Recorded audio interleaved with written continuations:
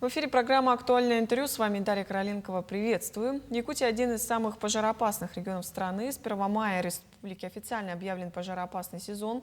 Режим ЧС муниципального уровня установлен в лесах Верхоянского района. Особый противопожарный режим введен на территории Верхоянского и Усть-Алданского районов. Для борьбы с лесными пожарами в Якутию прибыл самолет зондировщик Як-40 Росгидромета для искусственного вызывания осадков. О планах работы самолетов зондировщиков в этом пожароопасном сезоне мы поговорим. Гость у нас в студии Вадим Шадрин, заместитель начальника службы спасения Республики Саха-Якутия. Вадим Алексеевич, здравствуйте. Здравствуйте. Ну, расскажите, пожалуйста, про пожароопасный сезон, о планах на этот сезон. И в этом году самолеты-зондировщики у нас продолжают работу.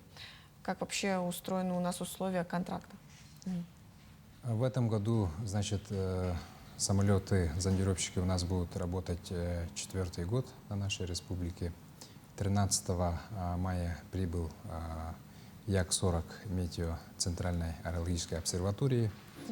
Работу с 14 уже начали. Ну, в этом году планируем мы работать так же, как в целом и в предыдущие годы. Четвертый год мы отработали по системе предупреждения и профилактики возникновения природных пожаров. Значит, мы утвердили план работы. В основном будем начинать работу с центральных районов, с заречной группы районов и Верхневлюйской группы районов. Ну и также по развитию ситуации будем работать и в северных районах, ну и в других районах нашей республики. Ну, работа уже началась, так понимаю, да? Да, работа уже началась. Вот с 9 часов также сегодня они работают, самолет вылетел. Вот, и завтра мы оборудуем еще второй самолет полярных авиалиний Ан-26 «Атмосфера». Насколько эффективна вообще работа зондировщика и есть ли статистика, может быть, какая-нибудь? Ну, по итогам 3 лет мы провели большой анализ. У нас есть, ну вообще вот данную работу мы ежегодно оцениваем, анализируем. Мы создаем контрольные площадки и опытные площадки. Контрольные площадки — это значит те места, где самолеты-зондировщики не работают, вместе с тем осадки будут идти, да, измеряется уровень осадков. И опытные площадки — это те площадки, где самолеты-зондировщики у нас отрабатывают, и по итогам данных результатов у нас эффективность составляет 101%, то есть осадки увеличились в 2 раза, получается, в этих площадках. И ну, в целом она эффективная, поэтому мы вот заключили контракт также в этом году с Центральной аэрологической обсерваторией, ну, пока на 52 летных часа.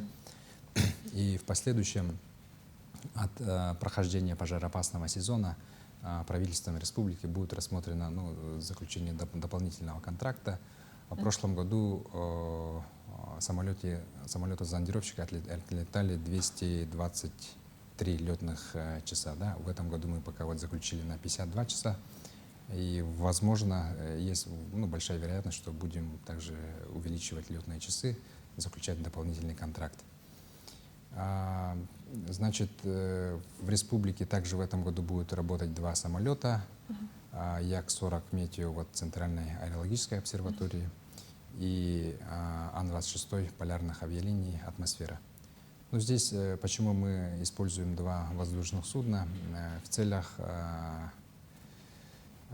обширная территория у нас в республике, да, получается, бывает пожары в различных районах, и Як-40 у нас работает только с бетонированной площадки. Ну, то есть только с больших городов нашей республики может работать, с аэропортов. А Ан-26, он у нас универсальный и на грунтовых площадках может садиться, вылетать. Поэтому мы планируем Як-40 дислоцировать здесь, в городе Якутске, в последующем в Мирном, Нерюнгри, в зависимости от ситуации. А Ан-26 уже и в северных районах, и в заречной группе Лусев. Ну, вот таким образом у нас работа планируется. А вот на практике 2 зондировщика — это достаточно, да? Ну, вообще в России в прошлом году всего было 4 самолета-зондировщика, в этом году еще 1 добавился, всего 5 самолетов по всей Российской Федерации, 2 из которых работают у нас. Но в целом, да, 2 самолета достаточно будет. А вот вы говорили ранее о площадках. Это что за площадки? Можете обозначить их? Контрольные и опытные площадки. Ну, здесь у нас ЕУГМС ведет определенные замеры. Ну, по всей республике у них установлены контрольные площадки, измерительные приборы. И по итогам работы самолетов-зондировщиков ежедневно мы измеряем количество выпавших осадков. И по итогам месяца уже мы сравниваем опытные и контрольные площадки. Исходя из этого мы ну, выводим анализ именно эффективности данной работы. А есть ли, может быть, у них план какой-нибудь за день? У кого? У зондировщиков сколько должны отработать в день, допустим, или нет? В службе спасения у нас работает Центр мониторинга прогнозирования. Ну, заказчиком данных работ является наша служба. И ежедневно мы данную работу планируем совместно с нашим Центром мониторинга прогнозирования с учетом ресурсности облаков. И, соответственно, коллективно у нас принимаются решения перед вылетом. Да? Вот, допустим, вчера мы приняли решение, что сегодня у нас ресурсная облачность намечается в Заречной группе районов, в Центральной группе районов. И сегодня планируют, допустим, отработать в Горном, Хангаласском, Амгинском, Чурапчинском районах. Это вот сегодня они там работают? Да, это с 9 часов они вылетели. Решение мы коллективно вот вчера вечером приняли. А если, может быть, в каких сейчас работают районах зондировщики и вот в какие дни? Все зависит от ресурсной облачности. Заранее тут предугадать, планировать не получится. Мы исходим из погодных условий.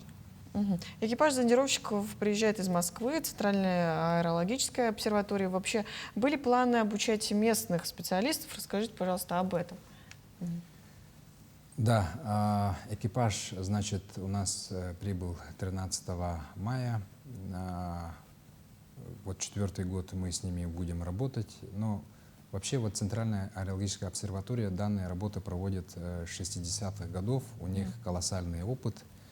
Вот, и мы своих специалистов совместно работаем, и они у нас проходят практику у них совместно, да, совместные вылеты осуществляют и так далее.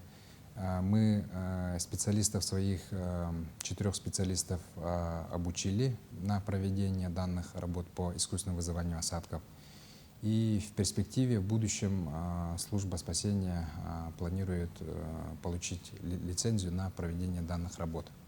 Но, как и в любом деле, есть свои нюансы, которые достигаются, понимаются именно с определенным опытом. Да?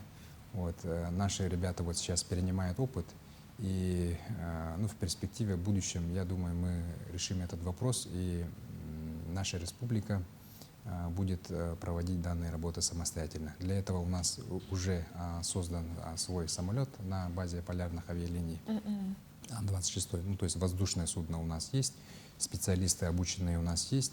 Они сейчас вот проходят практику, осталось получить лицензию. То есть это они должны часы свои набрать и, да, соответственно... летные часы набрать, получить определенный опыт, и по итогам этого мы уже можем получить лицензию и самостоятельно проводить данные работы.